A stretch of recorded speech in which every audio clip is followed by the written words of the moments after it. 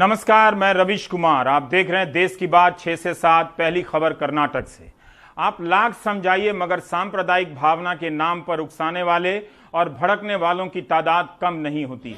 ऐसा लगता है कि कोई भड़कने वाला बैठा है कि कोई बस उकसा दे और कोई उकसाने वाला बैठा है कि चलो किसी को भड़काते हैं। क्या यह सनक इतनी आसानी से सवार हो जाता है? बेंगलुरु में फिलहाल हालात नियंत्रण में हैं, लेकिन एक आपत्तिजनक पोस्ट के बाद इतनी हिंसा हो गई कि पुलिस को गोली चलानी पड़ी और उसमें 3 लोगों की मौत हुई, 110 लोग गिरफ्तार हुए, 60 से ज्यादा पुलिसकर्मी घायल हुए हैं, 1 दर्जन गाड़ियां जला दी गई हैं। स्थानीय पुलकेशी नगर के विधायक कांग्रेस विधायक अखंड श्रीनिवास मूर्ति के घर पर तोड़फोड़ हुई और उनके घर को जलाने का प्रयास किया गया क्योंकि उनके करीबी रिश्तेदार ने आपत्तिजनक पोस्ट लिखा था। क्या लोगों ने सोचना बंद कर दिया है कि कोई जानबूझकर पोस्ट लिखेगा तो वे इस हद तक जाएंगे कि आग लगा दें, दंगा कर दें? क्या उनकी समझ पर रेत पड़ गई है, भूसा भर गया है? क्या उस तथाकथित पोस्ट ने उनके जीवन का कोई रास्ता रोका था? ये कब तक ऐसा चलता रहेगा? लेकिन इस हिंसा की दिल को छू लेने वाली एक तस्वीर भी सामने आई है हिंसा के बीच से कि अभी कुछ लोग हैं जो भीड़ में शामिल नहीं हुए हैं बल्कि भीड़ का मुकाबला कर रहे हैं। विधायक के घर से 100 मीटर के फासले पर एक हनुमान जी का मंदिर है। स्थानीय मुस्लिम लोगों ने हनुमान जी के मंदिर को घेर लिया और अपने ही समाज के कुछ बलवाई लोगों को उस तरफ आने नहीं दिया और मंदिर को कोई नुकसान नहीं पहुंचा। निहाल किदवई हमारे साथ है। निहाल, ये बताइए कि इस विधायक के जो ये पोस्ट है, ये किस प्रवृत्ति के इस तरह के पोस्ट करते रहते हैं? और ये जो भड़क कर जाने वाले लोग थे, जो दंगाई लोग थे, इनका भी कोई सांगठनिक आधार है क्या? कोई संगठन वगैरह है क्या इन लोगों का? देखिए, कांग्रेस के विधायक अखंड श्रीनिवास मूर्ति, उनके एक रिश्तेदार हैं जिन पर यह आरोप है कि उन्होंने ये पोस्ट डाला और उसके बाद उनकी गिरफ्तारी हुई। जहां तक संगठन का नाम है तो एक संगठन के, मुस्लिम संगठन के कुछ लोग गिरफ्तार किए गए हैं, लेकिन पुलिस ने आधिकारिक तौर पर उनका इस संगठन का नाम अभी नहीं लिया है और न ही गृह मंत्री ने लिया है। बल्कि गृह मंत्री ने अब से थोड़ी देर पहले यह कहा था कि जो लोग इस षड्यंत्र के पीछे शामिल हैं उनका नाम सामने लाया जाएगा, उनके खिलाफ कार्रवाई की जाएगी और साथ ही साथ जल्द ही इस बारे में वो हमें जानकारी देंगे। तो कुल मिलाकर के अभी पुलिस की जो प्राथमिकता है वो ये है कि कानून व्यवस्था को बनाए रखा जाए, इसलिए इन दोनों इलाकों में कर्फ्यू लगा दिया गया है। थोड़ी देर पहले जब हम इन इलाकों में गए थे तो वहां हमने देखा कि हर जगह पुलिस बल मौजूद था। लेकिन एक चीज यहां पर मैं आपको जरूर बताना चाहूंगा कि जिस शख्स ने, विधायक के जिस रिश्तेदार के बारे में बात कही जा रही है, जिसने ये पोस्ट डाला है, उसके बारे में लोगों ने हमें बताया कि पहले भी पिछले 4-5 दिनों से वो कुछ इस तरह के पोस्ट डाल रहा था और लोगों ने कई बार उसको समझाया था। तो सिटी इंटेलिजेंस और सिटी पुलिस अगर इस पर वक्त रखते कार्रवाई करती तो शायद इस तरह का माहौल यहाँ पर पैदा नहीं होता। लेकिन सवाल ये उठता है कि आखिर उपद्रवियों ने इस माहौल का, इस मौके का फायदा क्यों उठाया? तो मैं इसमें बताना चाहूंगा कि हाल ही में बेंगलुरु सिटी के पुलिस कमिश्नर के साथ साथ कुछ बड़े अधिकारियों का तबादला हुआ है। कहीं न कहीं उपद्रवियों को, जिन लोगों का ऐसे मौकों की तलाश होती है, उनको ऐसा लगा कि ये मौका सही है और इस मौके पर अगर कुछ करना है तो कर गुजरा जाए, और उन्होंने इस तरह का माहौल यहाँ पर बनाया और कुछ लोगों ने यहाँ पर हंगामा बढ़ा दिया और देखिए पुलिस की गोली चली, 3 लोग इसमें मारे गए, अभी भी 3-4 लोग जख्मी हैं। 100-125 के आसपास लोगों की गिरफ्तारी हुई है, उपद्रवियों की गिरफ्तारी हुई है। पुलिस का कहना है कि और भी गिरफ्तारियां होंगी और साथ ही साथ 60 के आसपास जो पुलिसकर्मी हैं वो हनुमान मंदिर को बचाने का प्रयास किया, वो भी उसी मोहल्ले के होंगे। क्या आपकी उन लोगों से बात हुई कि वो ऐसे लोगों के बारे में क्या कहते हैं? क्या वो भी उन्हीं के मोहल्ले के हैं? देखिए रवीश, मैं आपको एक बात बताना चाहूंगा कि जहां पर यह वारदात हुई है, आज से 6 साल पहले उसी मोहल्ले के आसपास मैं भी रहता था और बहुत अच्छा वो जो इलाका है, बहुत ही अच्छा है और हाल ही में काफी विकसित हुआ है वो इलाका जहां पर ये विधायक का घर भी है। कई लोगों को मैं वहां पर जानता हूं। लोगों से पूछा मैंने कि आखिर आप लोगों ने एक अच्छी पहल की है, एक अच्छी मिसाल कायम की है। उनका यह कहना था कि चाहे मंदिर हो या मस्जिद, उसको ऐसे मौके पर बचाना सबसे ज्यादा जरूरी है, इसलिए कि जो इस तरह का कहर बरपाते हैं, जो इस तरह के हालात पैदा करते हैं, उनके निशानों पर यह जगह ही सबसे ज्यादा होती है और सामने होती है और वो चाहते हैं कि माहौल खराब हो। इसलिए जो मुस्लिम लड़के थे उस मोहल्ले के, उन्होंने एक साथ, आप देखिए इन तस्वीरों में किस तरह से वो सामने खड़े हुए और उन्होंने इस जगह को बचाया। तो ये साबित करता है, इस बात को बताता है कि बहुत मुट्ठी भर लोग हैं जो माहौल को खराब करते हैं, लेकिन उससे कहीं ज्यादा तादाद ऐसे लोगों की है जो चाहते हैं कि देश का जो सोशल फैब्रिक है वो पहले की तरह हो, मजबूती के साथ रहे, और शायद उसी की ये मिसाल है। और इसीलिए इतनी बड़ी वारदात हुई लेकिन जल्द ही इस पर काबू पा लिया गया, और ये लोगों की सूझबूझ ने इसमें अहम रोल पैदा किया है। ऐसा नहीं है कि पुलिस की कार्रवाई की वजह से ऐसा हुआ। अगर पुलिस की कार्रवाई ऐसी हुई होती तो शायद ये माहौल ही पैदा नहीं होता। जैसा कि मैंने आपको पहले बताया कि सिटी इंटेलिजेंस क्या कर रहा था, इतना बड़ा विंग है, इतने बड़े डीआईजी लेवल के अधिकारी उसको देखते हैं, आखिर वो लोग क्या कर रहे थे यहाँ पे। तो ये सब बड़े सवाल हैं, और इसका जवाब शायद जैसा कि आपने पहले भी देखा है कि जब सवाल पैदा होते हैं लेकिन फिर कुछ दिनों के बाद फाइलों में कहीं ना कहीं वो सारे सवालों के जवाब दब जाते हैं। जी, बहुत बहुत शुक्रिया नेहाल। कर्नाटक से ही एक और खबर है कि बीजेपी के सांसद अनंत कुमार हेगड़े ने उनका एक बयान है कि बीएसएनएल देशद्रोहियों की संस्था है, इसका निजीकरण करेंगे और इसे खत्म करेंगे। क्या निजीकरण अब इस आधार पर किया जा रहा है कि वहां देशद्रोही हैं? तो यह बड़ी विचित्र बात है, मगर सांसद अनंत कुमार हेगड़े बोल सकते हैं, वो सांसद हैं। सांसद जी ने अपने घर या आसपास नेटवर्क ना मिलने की बात की। यह नहीं बताया कि जिस बीएसएनएल का नेटवर्क हर जगह आता था, गांव सुदूर देहात में, वो अब क्यों नहीं आता है। लेकिन हेगड़े साहब कहते हैं कि बीएसएनएल इस देश के लिए एक कलंक है, ये उन्हीं के शब्द हैं, इसलिए उसे खत्म कर रहे हैं, डिसइन्वेस्टमेंट के जरिए बीएसएनएल को बंद कर रहे हैं। आने वाले समय में कोई प्राइवेट प्लेयर ये जगह लेगा, बीएसएनएल में सुधार की कोई गुंजाइश नहीं है। ये देशद्रोहियों से भरी एक संस्था है, और यहां काम करने वाले अधिकारी जो हैं बीएसएनएल में, वो देशद्रोही हैं। सरकार ने पैसा दिया है मगर ये काम नहीं कर रहे हैं। ಕೆಲವು ಮಂದಿ ಪ್ರಶ್ನೆ ಮಾಡ್ತಾರೆ, ಬಿಎಸ್ಎನ್ಎಲ್ ನೆಟ್ವರ್ಕ್ ಹೌದು ನಮಗೆ ಗೊತ್ತಿದೆ, ನಿಮಗೂ ಗೊತ್ತಿದೆ. ಉತ್ತರ ಕನ್ನಡ ಜಿಲ್ಲೆನೇ ಎಷ್ಟು ಬೆಟರ್ ಗೊತ್ತಿರಲಿ, ಬೆಂಗಳೂರಲ್ಲಿ ಹೋದ್ರೆ ಇದು ಸಿಗುವುದಿಲ್ಲ ಬಿಎಸ್ಎನ್ಎಲ್. ಡೆಲ್ಲಿಯಲ್ಲಿ ಹೋದ್ರೆ ನಮ್ಮ ಮನೆಯಲ್ಲಿ ಇವತ್ತು ಕೂಡ ಬಿಎಸ್ಎನ್ಎಲ್ ಬರುವುದಿಲ್ಲ. ಇಡೀ ಬಿಎಸ್ಎನ್ಎಲ್ ಇವತ್ತು ಇಡೀ ದೇಶಕ್ಕೊಂದು ಕಳಂಕ ಆಗಿದೆ, ಅದನ್ನು ಮುಗಿಸ್ತಾ ಇದೀವಿ. ಬಿಎಸ್ಎನ್ಎಲ್ ಅನ್ನ ಇವತ್ತು ಡಿಸ್ಇನ್ವೆಸ್ಟ್ಮೆಂಟ್ ಪಾಲಿಸಿಯಲ್ಲಿ ತಂದು ಅದನ್ನು ಮುಗಿಸ್ತಾ ಇದೀವಿ. ಬಹುತೇಕ ಖಾಸಗಿಯವರು ಆ ಜಾಗವನ್ನು ತುಂಬಿಕೊಳ್ತಾರೆ ಮುಂದಿನ ದಿವಸದಲ್ಲಿ. ಇದನ್ನು ಸರಿ ಮಾಡಲಿಕ್ಕೆ ಇಡೀ ದೇಶದಲ್ಲಿ ಆಗಲಿಲ್ಲ. ಅಷ್ಟೊಂದು ಜಿಡ್ಡು ಹಿಡಿದು ಹೋಗಿರತಕ್ಕಂಥ ವ್ಯವಸ್ಥೆ ಬಿಎಸ್ಎನ್ಎಲ್ ವ್ಯವಸ್ಥೆ. ನಮ್ಮ ಸರ್ಕಾರಕ್ಕೂ ಆಗಲಿಲ್ಲ ಅಂತಂದ್ರೆ ಯೋಚನೆ ಮಾಡ್ರಿ ಅದು ಎಷ್ಟು ಜಿಡ್ಡು ಹಿಡಿದಿರ್ಬೋದು ಅಂತ. ದೇಶದ್ರೋಹಿಗಳೇ ತುಂಬಿಕೊಂಡಿರ್ತಕ್ಕಂಥ ವ್ಯವಸ್ಥೆ ಅದಾಗಿದೆ. ನನ್ನ ಶಬ್ದದಲ್ಲಿ ನಿಖರತೆ ಇದೆ. ಇದೇ ಶಬ್ದದಲ್ಲೇನೆ ಮೊನ್ನೆ ಕಾರವಾರದಲ್ಲಿ ಮೀಟಿಂಗ್ ನಡೆದಾಗ ಬೈದಿದ್ದೆ ನಾನು. ನೀವು ಕೇವಲ ಅಧಿಕಾರಿಗಳಲ್ಲ, ದೇಶದ್ರೋಹಿಗಳು ಅಂತ. ಸರ್ಕಾರ ಹಣ ಕೊಟ್ಟಿದೆ, ಜನರಿಗೆ ಅವಶ್ಯಕತೆ ಇದೆ, ಇನ್ಫ್ರಾಸ್ಟ್ರಕ್ಚರ್ ಇದೆ, ಎಲ್ಲದೂ ಇದೆ, ಕೆಲಸ ಮಾಡುದಿಲ್ಲ. ಯಾವುದಕ್ಕೂ ಕೊರತೆ ಇದೆ ಅಂತಲ್ಲ. ಪ್ರಧಾನಮಂತ್ರಿಯವರು ಒಂದ್ ಕಡೆ ಡಿಜಿಟಲ್ ಇಂಡಿಯಾ ಅದು ಇದು ಅಂತ ನಾವು ಹೇಳ್ತಾ ಇದೀವಿ.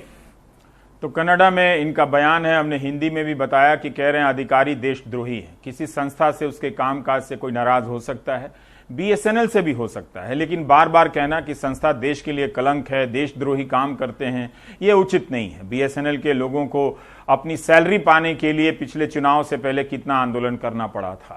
ये तस्वीर भी कर्नाटक से है, आप देखिए, लैंडस्लाइड के बाद पहुंचने का रास्ता नहीं था 2 दिनों तक, फिर भी बीएसएनएल के कर्मचारी मौके पर गए, बारिश में भीगते रहे और टावर को चालू किया इस तरह से। इस टीम का नेतृत्व लता जैन कर रही थी। सांसद महोदय के देशद्रोही कह देने से आहत हुई और ट्वीट किया कि लगातार काम करके नेटवर्क बहाल किया है, हम हालात से लड़ रहे हैं और ये इनाम कि हमें देशद्रोही कहा जा रहा है। क्या हम देशद्रोही हैं? बीएसएनएल के कर्मचारी देशद्रोही हैं तो फिर हेगड़े साहब की सरकार क्या कर रही है? उसके रहते लाखों की संख्या में देशद्रोही सरकार के भीतर कैसे काम कर रहे हैं, वेतन कैसे दे रही है सरकार, ये सब भी है। पर आप देखिए ये पैटर्न, पहले देशद्रोही बोला गया लेखकों को, सवाल करने वाले पत्रकारों को, फिर विपक्षी दलों के नेताओं को, अब सरकार के भीतर काम करने वालों को ही देशद्रोही बताया जा रहा है और इस आधार पर कंपनी बेची जा रही है। एक दिन ऐसा आएगा जब राष्ट्रवादी वही राष्ट्रवादी कहलाएगा जो कम से कम दिन में सुबह उठने के बाद सोने से पहले 500 लोगों को देशद्रोही बोलेगा।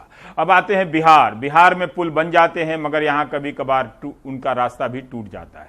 पुल के अप्रोच पथ टूटने का दूसरा सौभाग्य भी गोपालगंज जिले को प्राप्त हुआ है। बंगरा घाट महासेतु का उद्घाटन होने वाला था और इसी बुधवार को मुख्यमंत्री नीतीश कुमार उद्घाटन करते, विकास पर लंबी लंबी बातें करते, मगर अप्रोच रोड ध्वस्त हो गया। इसे महासेतु कहा जाता है, सेतुओं में सेतु महासेतु 50 मीटर के करीब ध्वस्त हुआ है। कोशिश हो रही है कि महासेतु का उद्घाटन हो, इसलिए भरने का प्रयास हो रहा है। दुर्घटना के बाद मौके पर अधिकारियों के पहुंचने की खबर पत्रकारिता का अभिन्न अंग तो है ही, प्रशासनिक व्यवस्था का भी भिन्न भिन्न अभिन्न संस्कार है। दुर्घटना के पहले भले प्रशासन नजर ना आए, बाद में नजर आता है। गिन सकते हैं कि उस विभाग में कितने प्रकार के अधिकारी काम करते हैं। पुल निर्माण निगम के deputy chief engineer Shakir Ali के अनुसार यह सामान्य घटना है, सारे काम मानक के अनुरूप हुए हैं। खैर, महासेतु के इस लघु पथ को फिर से संचालित करने हेतु सैकड़ों की संख्या में मजदूर लगाए गए हैं। मानव के साथ साथ मशीन भी कार्यरत हैं। इस मशीन का नाम जेसीबी है। बताया जाता है कि गोपालगंज के बैकुंठपुर में 7 जगहों पर सारण बांध टूटा था। इसी बांध के टूटने के बाद बंगरा घाट महासेतु के करीब 5 किलोमीटर दूर अप्रोच पथ पानी के दबाव से अचानक बह गया। मनीष कुमार ने बताया है कि बंगरा घाट महासेतु के छपरा साइड में करीब 11 किलोमीटर और मुजफ्फरपुर साइड में 8 किलोमीटर लंबा अप्रोच पथ का निर्माण किया गया है, जिस पर करीब 509 करोड़ रुपए खर्च हुए हैं। अब बड़ा सवाल है कि आखिर 509 करोड़ की लागत से बने महासेतु और इसका अप्रोच पथ उद्घाटन के साथ ही से पहले ही क्यों टूटने लगा। लेकिन डिप्टी चीफ इंजीनियर अनुसार यह एक सामान्य घटना है। अब आते हैं अनुराग द्वारी की रिपोर्ट, देखते हैं कि मध्य प्रदेश बिहार से कितना आगे है। यहाँ के नेता शायद इसलिए पुल नहीं बनाते कि बनने के बाद टूटना ही है तो क्यों बनाएं, मगर बिहार के नेता रिस्क लेना जानते हैं। बनाकर देखते हैं कि टूटेगा तो नहीं, जब टूट जाएगा तो देख लेंगे। लेकिन इन दोनों के बीच में एक पत्रकार अनुराग द्वारी अपने खड़े हैं, फंसे हुए हैं वहां पर, और रिपोर्ट बना देते हैं कि नेताओं ने जो चुनावी भाषणों में पुल बनाने के दावे किए थे वो भाषणों में ही बने रह गए, जमीन पर नहीं बन पाए। मध्य प्रदेश के सागर में 4 फीट बहते पानी के बीच जान जोखिम में डालकर लोगों ने झांसी गेट अंडर ब्रिज से शव यात्रा निकाली।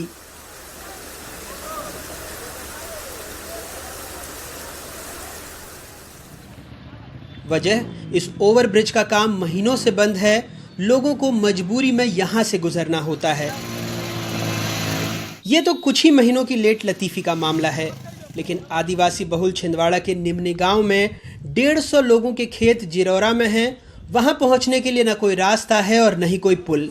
निम्नी गांव और जिरौरा के बीच से होकर कन्हान नदी निकलती है। सालों बीत गए, यहां से मुख्यमंत्री भी बन गए, छिंदवाड़ा मॉडल का खूब ढोल पीटा गया, लेकिन यहाँ के लोग गोल आकार की तुम्बा लौकी को सुखाकर नदी का तेज बहाव पार करते हैं। ये रास्ता बेहद जोखिम भरा है। पिछले साल तुम्बा पलटने से 2 लोगों की मौत भी हो चुकी है। विधायक जी अपनी निधि से नाव का गिफ्ट देकर खुश हैं। शिवराज चौहान से हमने कंप्लेंट की थी कि हमको पुलिया बना दो। हाँ। तो बोले करवा देंगे, बोले देखने आए थे, फिर कुछ नहीं हुआ। क्या कारण है जो इतना मतलब जोखिम उठा के आप लोग नदी पार कर रहे हैं? खेत के लिए जाना पड़ता है ना, खेत ऐसे ही रख दिया तो कौन करेगा खेत का। 2-3 बार टीमें आई हैं सरकार की, प्रशासन की, पर वो दुर्भाग्य ये रहा कि सरकार चली गई कांग्रेस की और कोविड के कारण काम रुका हुआ है। तात्कालिक रूप से मैंने विधायक निधि से जो है वो एक 80,000 रुपए की नाव वहां पर गिफ्ट की है। पड़ोसी बालाघाट में भी कुछ ऐसा ही नज़ारा है। टांडा नदी उफान पर है, जिससे लांजी साले टेकरी मार्ग बंद है।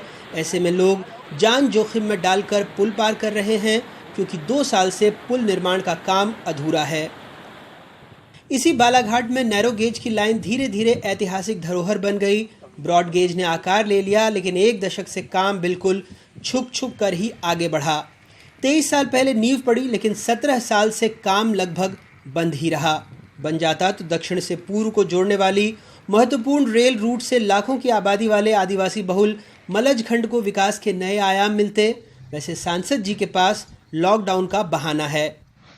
बालाघाट लामता के मध्य अभी भी जो ब्रॉडगेज का कार्य है वो अत्यंत धीमी गति से चल रहा है। हम लगातार इस विषय को लेकर 20 वर्षों से आंदोलन कर रहे हैं, ताकि जो उत्तर भारत से दक्षिण भारत को जोड़ने वाला जो यह मार्ग है, जिससे कि 273 किलोमीटर जो फेरा लगाकर रेल विभाग की गुड्स की गाड़ियां जाती हैं, साथ ही बालाघाट जिले से देश की जो प्रमुख रेलें हैं वह होकर गुजरे। इस परियोजना को हम ये चाहते हैं जल्द से जल्द पूर्ण हो सके। देखिए क्या है, कोरोना के पहले एक तरह से तय था कि हर हाल में हमको बालाघाट समनापुर और लामटा के बीच की लाइन को पहले था कि हम मई जून तक पूरा करें, पर जिस तेज़ी से लग रहा था हम उसको मार्च तक कंप्लीट कर लें करके। लॉकडाउन के कारण से सारे लेबर और सारे सब गड़बड़ियाँ आ गई। उसके कारण से अब लॉकडाउन खुलने के बाद जब काम स्टार्ट किया है तो स्वाभाविक है कि जो गति मई मार्च के पहले थी उतनी तेज़ गति नहीं है, और गति तेज़ नहीं होने के कारण से समय ज़्यादा लगेगा, ये आप भी और सभी समझ सकते हैं। जहां निर्माण हो गया, मसलन गुना के सरकारी अस्पताल में, यहां लिया जाना तो कोरोना सैंपल था, लेकिन बेचारे बैलों को छांव मिल रही है। ये हाथ टंगे ही रह गए। इससे तो अस्पताल परिसर में घूम रहे आवारा कुत्ते भी डर कर नहीं भाग रहे। दुनिया भर में जो 7 अजूबे हैं, इसमें से एक हमारा ताजमहल भी। शायद इसी से प्रेरित होकर देश भर में पुल, पुलिया, सड़कें इत्यादि इत्यादि बनाए जाते हैं, पूरी लगन, मेहनत और वक्त लेकर। अब चीज़ अच्छी बननी है तो इसमें डेडलाइन की परवाह किसे। ये और बात है कि कई पुल पुलिया महीने भर बाद ही टूट जाते हैं। वैसे नए भारत में इसकी परवाह किसे। कुछ लोग जो परेशान हैं वो चीखेंगे, चिल्लाएंगे, हम दिखाएंगे और क्या। गुना से नीरज, बालाघाट से रुपेश, सागर से राकेश और छिंदवाड़ा से सचिन के साथ भोपाल से अनुराग द्वारी, एनडीटीवी इंडिया। तो अनुराग द्वारी की आपने ये रिपोर्ट देखी और कर्नाटक से बेंगलुरु की। अब चलते हैं पुणे के पास खड़गवासला से ये वीडियो रिपोर्ट देखते हैं, फिर ब्रेक लेते हैं, लौट कर आते हैं तो यूपी चलेंगे।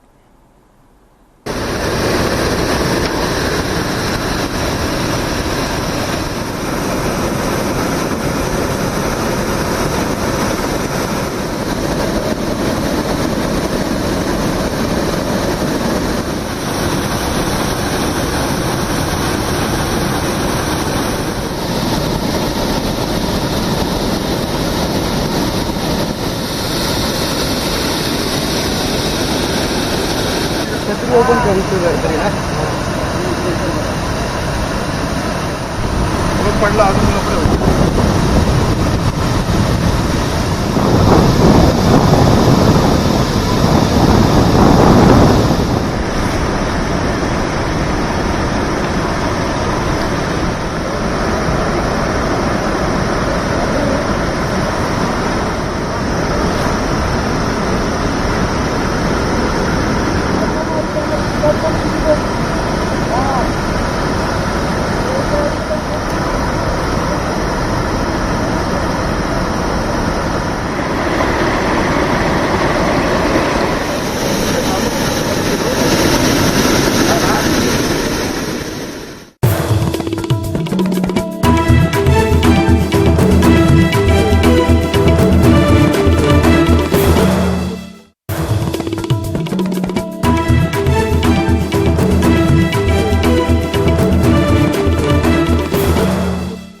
हमने आपको 11 अगस्त के देश की बात में दिखाया था कि उत्तराखंड के रुद्रप्रयाग में एक नौजवान रवि बेरोजगारी से तंग आकर कोसी नदी में कूदकर आत्महत्या करने जा रहा था। कूदा मगर 12 साल के सनी ने उसे बचा लिया। आज ऐसी ही एक और खबर आई है हापुड़ से।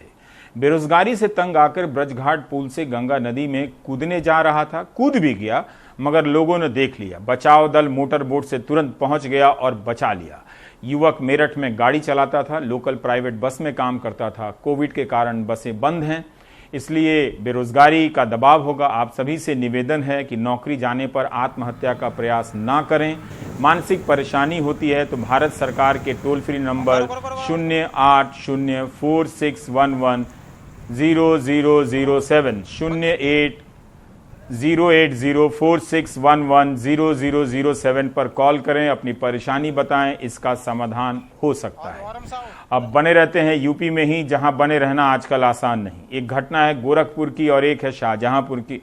गोरखपुर में छेड़खानी से तंग आकर 16 साल की एक छात्रा ने खुद को ही जला लिया और उसकी मौत हो गई। शाहजहांपुर में मेडिकल कॉलेज की एक छात्रा ने नर्सिंग की पढ़ाई कर रही थी, अपने कॉलेज के प्रबंधन पर उत्पीड़न का आरोप लगाया, वीडियो बनाया और छत से कूद गई। इतनी परेशान हो गई थी, अब वो बच गई हैं मगर इलाज चल रहा है। हमारे सहयोगी कमाल खान ने रिपोर्ट भेजी है। शाहजहांपुर के तिलहर में वरुण अर्जुन मेडिकल कॉलेज की नर्स कल्पना ने खुदकुशी से पहले अपना ये वीडियो सोशल मीडिया पे पोस्ट किया। और मुझे यहाँ पे कोविड ड्यूटी के लिए हमने मना नहीं किया है, हम ड्यूटी करना चाहते हैं। हमने उसे सैलरी की डिमांड की तो इन्होंने 5000 में हम जॉब करते हैं और ये इसी में हमें ड्यूटी कराना चाहते हैं। या हमारी कोई सैलरी नहीं बढ़ा रहे, कोई हेल्थ इंश्योरेंस हमारा नहीं है और जो हमें इतना मेंटली टॉर्चर करते हैं। हमारा खाना पीना बंद कर रखा है, ज़बरदस्ती ड्यूटी कराने को बोलते हैं। फिर कल्पना ने मेडिकल कॉलेज की छत से छलांग लगा के खुदकुशी करने की कोशिश की। उसकी जान तो बच गई, लेकिन मेडिकल कॉलेज में अब उसका इलाज चल रहा है। हमारी भी तो सुनी जाए, क्या क्या हॉस्पिटल में स्टाफ को टॉर्चर किया जा रहा है, किस चीज़ को लेके वो तो पता चलना चाहिए ना। क्या मुख्यमंत्री से क्या कहना चाहिए? मैं यही कहना चाहूँगी कि मुझे न्याय दिलाया जाए और जो भी यहाँ पे मेरे साथ या जो भी अदर स्टाफ के साथ हो रहा है एक बार उसकी जांच पड़ताल जरूर की जाए। वरुण अर्जुन मेडिकल कॉलेज में जनरल नर्सिंग और मिडवाइफरी की पढ़ाई कर नर्सिंग का काम कर रही तमाम लड़कियां कॉलेज प्रशासन पे उत्पीड़न करने का आरोप लगा रही हैं। हम लोग को परेशान किया, तुम लोग का डिप्लोमा निरस्त कर दिया जाएगा, तुम्हें खाने को नहीं दिया जाएगा और तुम्हारा पूरा फ्यूचर बर्बाद कर दिया जाएगा। हम सब खड़े हैं, इसीलिए सबको परेशान किया जा रहा है। हम लोग ने पूरे सुबह से खाना तक नहीं खाया है। हर एक पार्टिकुलर बंदे का हम लोग नोटिस लगा चुके हैं कि तुम्हारा फ्यूचर खराब कर दिया जाएगा, तुम्हें जेल करा देंगे। पुलिस ने कल्पना की मां की तहरीर पे मेडिकल कॉलेज प्रशासन के खिलाफ FIR लिख ली है। एक स्टाफ नर्स के पद पर वरुण अर्जुन मेडिकल कॉलेज में कार्यरत कल्पना श्रीवास्तव नाम की लड़की कॉलेज के फर्स्ट फ्लोर से कूदी है, जिससे कि उसके कूल्हे में हल्का फ्रैक्चर आया है और वो उपचाराधीन है मेडिकल वरुण अर्जुन कॉलेज में। उसने कुछ कॉलेज प्रबंधन पे कुछ कतिपय आरोप लगाए हैं प्रताड़ना को लेके। इस संबंध में उसकी मां की तहरीर पे मुकदमा भी थाना तिलर में कायम किया गया है। यूं तो कोरोना का इलाज करने वालों को कोरोना वॉरियर कहा जाता है, लेकिन प्राइवेट संस्थानों में तमाम जगहों पे उनकी हालत अच्छी नहीं है। आप सोचिए शाहजहांपुर में कितनी तकलीफ में होगी वो नर्स कि लोगों की ज़िंदगी बचाने वाली नर्स अपनी खुद जान देने पे आमादा हो गई। शाहजहांपुर में अंकित जौहर और लखनऊ में कैमरामैन राजेश गुप्ता के साथ कमाल खान, NDTV इंडिया। और हमारे सहयोगी कमाल खान ने एक और खबर दी है कि बागपत जिले के पूर्व भारत भाजपा अध्यक्ष संजय खोखर की हत्या के सिलसिले में मयंक डॉलर और अंकुश शर्मा की गिरफ्तारी हो गई है। संजय खोखर के बेटे का आरोपियों के दोस्तों से झगड़ा हुआ था तो ये काम कर दिया। बताइए, सवाल है कि बागपत पुलिस ने प्रेस कॉन्फ्रेंस क्यों नहीं की, प्रेस रिलीज क्यों भेजी? पुलिस ने अपनी तरफ से बयान बनाकर और आरोपियों का तस्वीर लेकर, वीडियो लेकर व्हाट्सएप करके पत्रकारों को भेज दिया। अब मैं आता हूं एक दूसरी खबर की तरफ और बड़ी संख्या में जो छात्र हैं जिन्होंने स्टाफ सिलेक्शन कमीशन की परीक्षा दी थी, 2018 में SSC MTS की परीक्षा निकली थी। हालांकि अब मुझसे संपर्क ना करें, मैंने नौकरी सीरीज़ के कवरेज बिल्कुल बंद कर दिया है क्योंकि संसाधन नहीं है और काम करते करते मेरी हालत ख़राब है। लेकिन फिर भी एक युवक ने ऐसा पत्र लिखा कि मैं पढ़ रहा हूं, पर इसका मतलब ये नहीं कि आप लोग भी वैसा ही पत्र मुझे लिखने लगें। क्योंकि नए भारत का उदय हो चुका है, प्रेस समाप्त हो गया। 6 साल से मैं चिल्लाता चीखता रहा कि आपके देश के सामने मीडिया समाप्त किया जा रहा है, आप लोग हाथ पर हाथ धरे बैठे रहे। अब जब समाप्त हो गया है तो कम से कम इतना स्वाभिमान होना चाहिए कि अब आप प्रेस रिपोर्टर को अपनी समस्या के लिए संपर्क ना करें, क्योंकि जिसकी तबाही, जिसकी समाप्ति आप अपने घर में बैठे बैठे देख रहे थे, उसी से क्यों मदद मांग रहे हैं जो वो समाप्त हो चुका है। तो बहरहाल SSC MTS की जो परीक्षा 2018 में जिसका विज्ञापन निकला था, 2019 में परीक्षा होती है और 9 महीने तक रिजल्ट नहीं आया। अब हजारों की संख्या में लोग मुझे पकड़ लेते हैं कि आप बोलिए। इसमें एक कानपुर से एक छात्र की चिट्ठी आई मेरे पास, मैंने नाम हटा दिया है। अब वो चिट्ठी मैं पढ़ना चाहता हूं कि आप लोगों ने जिस समाज को बनाया है, जिस मीडिया समाज को रचा है, उसकी तबाही आपके बच्चे किस तरह से भुगत रहे हैं। तो ये चिट्ठी पढ़िए जो कानपुर के एक लड़के ने मुझे लिखी है और सुनिएगा। वो लड़का लिख रहा है कि सर, मैं कानपुर उत्तर प्रदेश का निवासी हूं। हम लोग संख्या में कम हैं। हम लोगों की उम्र के बच्चों को दंगाई बनाया जा रहा है। हिंदू, मुस्लिम, गाय, गोबर के नाम पर कोई सुनने वाला भी नहीं है। हम लोग असहाय फील कर रहे हैं। आज के दौर में सर, जनता के मन में उन्माद भर दिया जा रहा है। सर, मैं यूपी बोर्ड 2010 हाई स्कूल किया हूं। 80.5% अंक आए हैं। 2012 में 83.6% आए हैं। 2015 में कानपुर यूनिवर्सिटी से BSc 60% से किया। सर, 5 साल से सिस्टम का शिकार हो चुका हूं। प्लीज सर, एक बार SSC रिजल्ट्स का मुद्दा उठा दें। इस सरकार में पढ़ाई करने वालों की कोई नहीं सुनता है। मीडिया विकास दुबे को सुनता है, मीडिया रिया चक्रवर्ती को सुनता है। सर, मेरे घर में 15 जून से टीवी बंद कर दिया गया है। शाबाश, ये बहुत जरूरी, बहुत अच्छा काम किया है। सर, आप प्लीज एक बार साथ दे दीजिए। सर, सारा सिस्टम बिक चुका है। सर, 9 महीने हो गए हैं SSC, MTS एंड CGL का एग्जाम दिए हुए। टीयर 2, टीयर 3 का रिजल्ट नहीं आया है। सर, देश की जवानी को खत्म किया जा रहा है। आज जवानी लाचार हो चुकी है और रो रही है। ये हाल है आपके बच्चों का। लाखों की संख्या में जिन बच्चों ने रेलवे की परीक्षा दी थी, लोको पायलट की, वो अभी तक पूरी बहाली नहीं हुई है। सोचिए, वो रोज सुबह उठकर रेल मंत्री और रेलवे बोर्ड के ट्विटर हैंडल पर ट्वीट करते हैं, मगर मीडिया ऐसे लोगों को गायब कर देता है।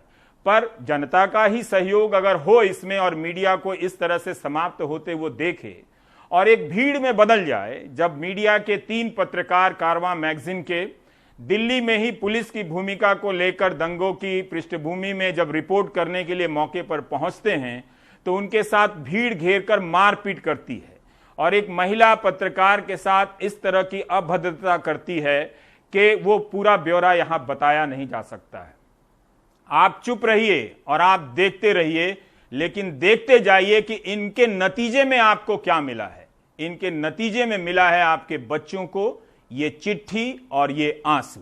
अब हम ब्रेक लेते हैं, लेकिन उससे पहले पंजाब के मनसा से एक क्वारंटीन सेंटर की आई रिपोर्ट दिखाते जाते हैं। मेरी यही है सारे गुजारिश की इस वीडियो ਨੂੰ ਵੱਧ ਤੋਂ ਵੱਧ ਸ਼ੇਅਰ ਕੀਤਾ ਜਾਵੇ ਕਿ ਤਾਂ ਕਿ ਪੰਜਾਬ ਸਰਕਾਰ ਜਾਂ ਕਿਸੇ ਹੋਰ ਦਾ ਇੱਥੇ ਕੋਲ ਖੋਲੀ ਮਾਨਸਾ ਅਸੀਂ ਮਾਤਾ ਸੁੰਦਰੀ ਕਾਲਜ ਦੇ ਵਿੱਚੋਂ ਬੋਲ ਰਹੇ ਹਾਂ। 10 ਮੁਲਾਜ਼ਮ ਮੇਰੇ ਨਾਲ ਖੜੇ ਨੇ ਜਿਨ੍ਹਾਂ ਨੂੰ ਹਜੇ ਤੱਕ ਕੋਈ ਦਿੱਕਤ ਨਹੀਂ, ਜਿਨ੍ਹਾਂ ਨੂੰ ਕੁਆਰੰਟਾਈਨ ਕੀਤਾ ਹੋਇਆ ਹੈ। ਦੁਪਹਿਰ ਦੇ ਅਸੀਂ ਭੁੱਖੇ ਭਾਣੇ ਆ, ਸਿਰਫ 4 ਬਿਸਕੁਟ ਖਾਦੇ ਹੋਏ, ਇੱਕ ਚਾਹ ਦਾ ਕੱਪ ਪੀਤਾ ਹੋਇਆ ਹੈਗਾ। ਨਾ ਇਹ ਕੋਈ ਇਹਨਾਂ ਨੇ ਸਾਨੂੰ ਕੈਂਪਰ ਰੱਖਿਆ, ਪਾਣੀ ਦਾ ਕੁਝ ਨਹੀਂ ਸਾਡੇ ਲਈ ਇੱਥੇ ਕੋਈ ਪ੍ਰਬੰਧ ਨਹੀਂ। ਆਮ ਪਬਲਿਕ ਵੀ ਖੜੀ ਹੈ। ਸਾਰਿਆਂ ਦਾ ਬਾਈ ਧੰਨਵਾਦ ਹੈ। ਵੱਧ ਤੋਂ ਵੱਧ ਸ਼ੇਅਰ ਕਰੋ। ਜੇ ਸਾਡਾ ਇਹ ਹਾਲ ਹੈ ਤਾਂ ਆਪਣਾ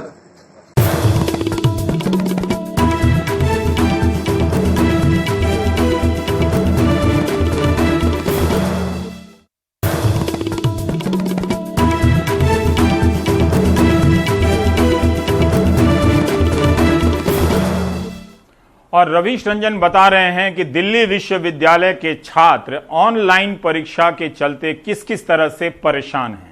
आज से हमारे ऑनर्स कोर्सेज के पेपर शुरू हुए और हमने जो है हमारी आंसर शीट जब अपलोड करनी स्टार्ट की, 3:30 बजे का तक का टाइम था। 3 बजे से हमने जब अपलोड करना स्टार्ट किया तो अपलोड नहीं हो रहा था। मैंने खुद 3 जगह से 2 फोन और 1 लैपटॉप से अपलोड करने की कोशिश की, अपलोड नहीं हो रहा था। अंत में मेरे आंसर्स अपलोड हो गए, उसके बाद फिर से साइट क्रैश हो गई।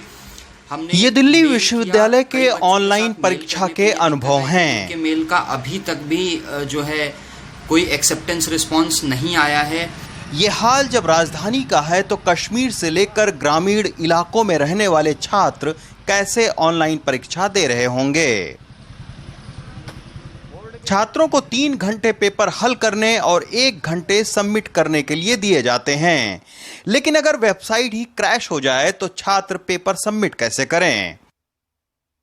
वेबसाइट क्रैश हो गया और ईमेल आईडी पर जो हम लोगों ने आंसर शीट सेंड किया वो भी अलग अलग क्वेश्चन के जवाब अलग अलग ईमेल आईडी द्वारा सेंड किया गया और फिर इस तरह की समस्या हमको जो हुई, आगे ऐसा नहीं लगता कि अब फिर हम अगला पेपर दे पाएंगे। जैसे ही मैंने अपलोड करने की कोशिश करी, साइट क्रैश हो गई। Gateway 1040 something all this kept popping up and जितनी एंजाइटी मुझे कल हुई, आई डोंट थिंक उससे पहले मुझे कभी इतनी ज़्यादा एंजाइटी हुई है। ये सब चक्कर में मुझे सही में ऐसा महसूस हो रहा था कि आज मेरा एग्ज़ाम सबमिट नहीं होगा और उससे जो एंजाइटी मुझे हुई उसका कोई हिसाब नहीं है। फिर भी किसी तरह मैंने नोडल ऑफिसर्स को अपना ईमेल भेजा, अपने कॉलेज को अपना ईमेल भेजा। हालांकि दिल्ली विश्वविद्यालय ने छात्रों की ऑनलाइन परीक्षा में आ रही समस्या के लिए नोडल अधिकारियों को नियुक्त किया है। साथ ही ये भी विकल्प दिया है कि ऑनलाइन पेपर सबमिट न होने पर वो मेल भी कर सकते हैं। नोडल अफसर भी मानते हैं कि समस्या बनी हुई है। मेन प्रॉब्लम जो है वो यूनिवर्सिटी लेवल पर ही जो सेक्शन है, संजीव कौन है वो देख रहे हैं। कई छात्रों ने पेपर विश्वविद्यालय को मेल किया था, लेकिन 2 दिन बाद पेपर सबमिट न होने के मेल भेजे जा रहे हैं। हमने इस बाबत दिल्ली विश्वविद्यालय प्रशासन से बात करने की कोशिश की। ऑनलाइन परीक्षा के बारे में आ रही तकनीकी परेशानियों के लिए हमने कई बार दिल्ली विश्वविद्यालय से संपर्क करने की कोशिश की, लेकिन हजारों छात्रों को आ रही इस समस्या के ऊपर दिल्ली विश्वविद्यालय ने खामोशी अख्तियार कर रखी है। खुद दिल्ली विश्वविद्यालय के शिक्षक मानते हैं कि ऑनलाइन परीक्षा के वक्त वेबसाइट क्रैश होने और पेपर सबमिट न होने की तमाम शिकायतें उनके पास आ रही हैं। विद्यालय में पिछले 2 दिन से जो ऑनलाइन ओपन बुक एग्जाम चल रहा है, उसमें जो अफरा तफरी का माहौल है और छात्र जो त्राहिमाम कर रहे हैं, उससे हमारे पिछले 100 सालों में परीक्षा व्यवस्था की जो विश्वसनीयता विकसित हुई थी, वो बिल्कुल दांव पर लग गई है। दिल्ली विश्वविद्यालय द्वारा कराए जा रहे ऑनलाइन ओबीई को लेकर के स्टूडेंट्स की एंजाइटी, उनकी उत्तर पुस्तिका जमा समय पे हो गई है या नहीं लेकर के बढ़ गई है। इसके लिए दिल्ली विश्वविद्यालय प्रशासन और कॉलेजों को उनकी इस बात का समाधान जरूर करना चाहिए और साथ ही साथ गलत प्रश्न पत्र मिलने की भी घटनाएं कुछ सामने आई हैं। इस पे भी संज्ञान लेकर के उन स्टूडेंट्स की मदद करना चाहिए। दिल्ली विश्वविद्यालय में ऑनलाइन परीक्षा पहली बार 2 लाख से ज्यादा छात्र दे रहे हैं। इनमें दिल्ली से लेकर कश्मीर तक के छात्र शामिल हैं। देश में डिजिटल असमानता के चलते छात्रों को परीक्षा देने से लेकर रिजल्ट तक में खासी परेशानियों का सामना करना पड़ सकता है। नई दिल्ली से कैमरामैन जेवियर के साथ रवीश रंजन शुक्ला, एनडीटीवी इंडिया।